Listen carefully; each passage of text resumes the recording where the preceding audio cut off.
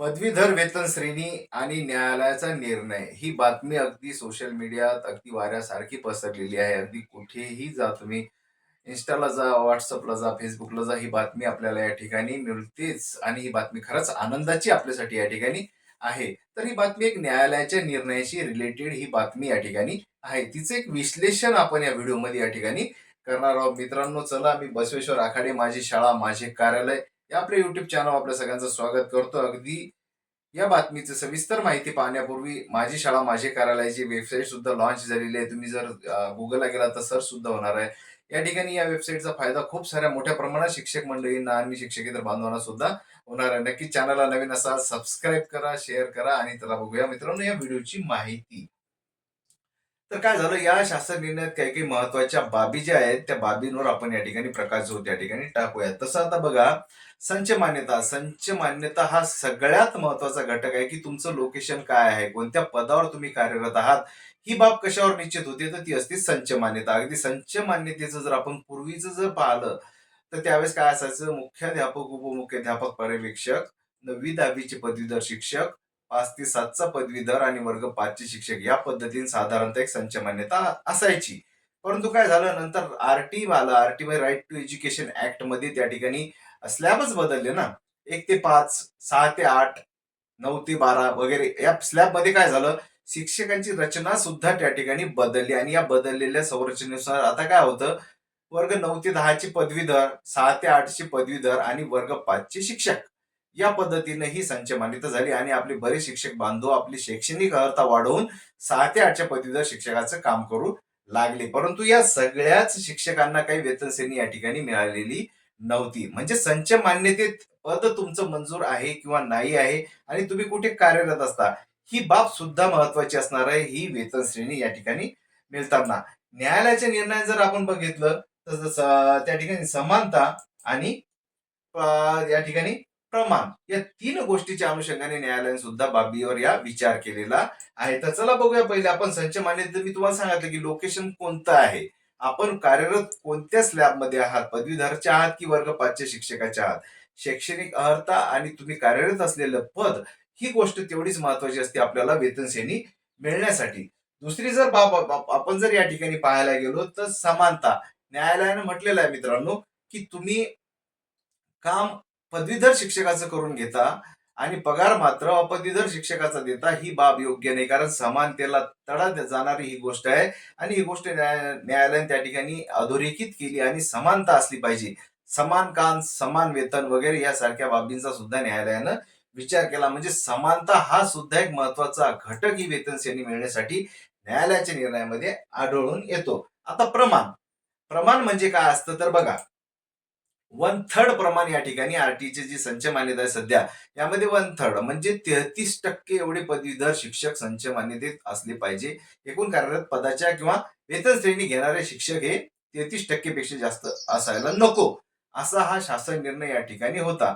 परंतु न्यायालयाने बाब स्पष्ट केलेली आहे की असं कोणतंही प्रमाण त्या ठिकाणी ठेवू नका, ज्याच्यामुळे असमानता त्या ठिकाणी आढळून येते आणि याचाच फायदा सगळ्यात जास्त आपल्याला ही वेतन श्रेणी मिळण्यासाठी या ठिकाणी होऊ शकतो. कारण बरेचदा माझ्या शाळेमध्ये बरेच शिक्षक वंचित राहिले आहेत केवळ फक्त या प्रमाणामुळे. कारण त्या प्रमाणात ते बसत नव्हते. ऍक्च्युअली ते पदवीधरचं काम करायचे, परंतु 33% प्रमाणात आधीच 9वी, 10वी, 11वी, 12वीचे शिक्षक त्या ठिकाणी असल्यामुळे त्या पदवीधर मध्ये त्यांची गणना होत नव्हती. त्यामुळे न्यायालय निर्णयामध्ये हे प्रमाणच काढून टाकलेलं आहे. त्यामुळे आपल्याला या ठिकाणी संधी, ही जी श्रेणी आहे, ही श्रेणी मिळण्याची संधी आपल्याला प्रमाण वाढलेलं आहे.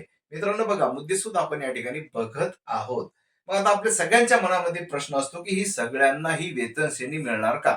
अगदी सगळ्यांचा हा प्रश्न या ठिकाणी असेल. तर मित्रांनो, याचं उत्तर होही असू शकतं. तर बघा, पण तत्पूर्वी ज्या माझ्या शंका आहेत त्या बघा, की आपल्याला या ठिकाणी शासन निर्णयाची वाट पाहावं लागेल. म्हणजे काय, हा जो निर्णय झाला हा माननीय म्हणजे उच्च न्यायालय खंडपीठ नागपूर न्यायालयाचा हा निर्णय या ठिकाणी होता. चंद्रपूरची शिक्षक मंडळी त्या ठिकाणी या न्यायालयामध्ये त्यांनी धाव घेतली आणि त्यांच्या बाबतीत हा निर्णय झाला. परंतु हा सार्वत्रिक होत नाही. तुम्हाला सगळ्यांना माहीतच आहे की कोर्टाचा निर्णय त्या व्यक्तीपुरताच मर्यादित राहतो. पण हा निर्णय सार्वत्रिक केव्हा होईल? ज्या वेळेस शासन निर्णय येईल त्यावेळेस, आणि त्यावेळेस आपल्या सगळ्यांना याचा लाभ त्या ठिकाणी मिळणार आहे.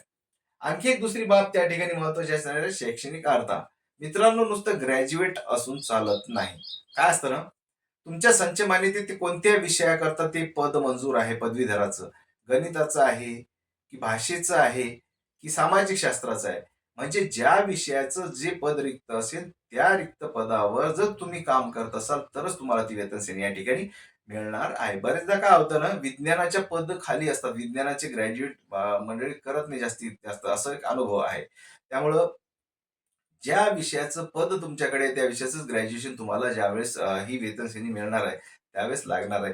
शिवाय आणखी जर काही गोष्टी आपण जर पाहिल्या मित्रांनो, जर हा शासन निर्णय जर झाला, तर त्यासाठी पुन्हा एकदा स्वतंत्र वैयक्तिक मान्यता सुद्धा घ्यावी लागणार आहे. आणि ही वैयक्तिक मान्यता घेतल्यानंतर वेतन निश्चिती म्हणजे सगळे लाभ अगदी सहज एका मिनिटात लाभ मिळणार अशा गोष्टी असणार नाहीत. हा मिळणार, परंतु त्यासाठी प्रस्ताव अप्रूव्हल ह्या सुद्धा गोष्टी आवश्यक आहे शासन निर्णय आल्यानंतर. आता प्रश्न राहतो आपल्या मनामध्ये, की तो वेतनाचा आर्थिक लाभ यामध्ये काय होऊ शकतं? तर सध्या जे शिक्षक अपदवीधरमधून पदवीधरमध्ये गेले, यामध्ये 2 प्रकार आढळतात. एक आहेत वरिष्ठ श्रेणीधारक आणि एक आहेत नव्याने लागलेले, आणि काही-काही पवित्र पोर्टल मार्फत 6 ते 8 वर पदवीधर शिक्षक म्हणून लागलेले आहेत. परंतु त्यांची वेतन श्रेणी मात्र S10च ही आहे. म्हणजे तुमच्या स्क्रीनवर दिसलेल्या S10 आणि S13 मध्ये ही मंडळी पगार घेत आहेत. आणि जर ही वेतन श्रेणी लागली, तर मित्रांनो काय होईल, S14 मध्ये, S14 मध्ये आपल्याला त्या ठिकाणी ह्या वेतन श्रेणीचा लाभ भेटणार आहे. आणखी जर यात खोलात गेलो, तर साधारणतः 2014 पासून हा लाभ मिळणं शक्य या ठिकाणी होणार आहे. कारण 14च्या दरम्यान या ठिकाणी संच मान्यतेमध्ये बदल झालेले आहेत. शिवाय त्याच्यानंतर हा जो 7वा वेतन आयोग आहे, याच्यामध्ये रिफिक्सेशन होईल. वरिष्ठ श्रेणीचं रिफिक्सेशन होईल आणि या सगळ्याचा एकंदरीत फायदा 8व्या वेतन आयोगाला सुद्धा होणार आहे. म्हणजे एकंदरीत ह्या गोष्टी कशा काय करायच्या, या गोष्टीचं टेन्शन तुम्ही घ्यायचं नाही. याची प्रत्येक अपडेट माझी शाळा माझे कार्यालय या आपल्या YouTube चॅनलवर मी तुमच्यापर्यंत नक्कीच देणार आहे. काय होणार, कसं होणार आणि कसं करावं लागणार. त्यामुळे त्याची काळजी तुम्हाला नाही. चला मित्रांनो, हा व्हिडिओ अतिशय तुमच्यासाठी मार्गदर्शक या ठिकाणी होता.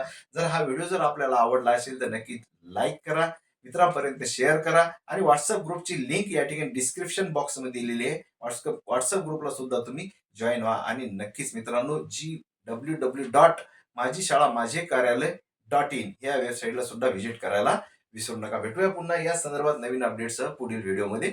धन्यवाद.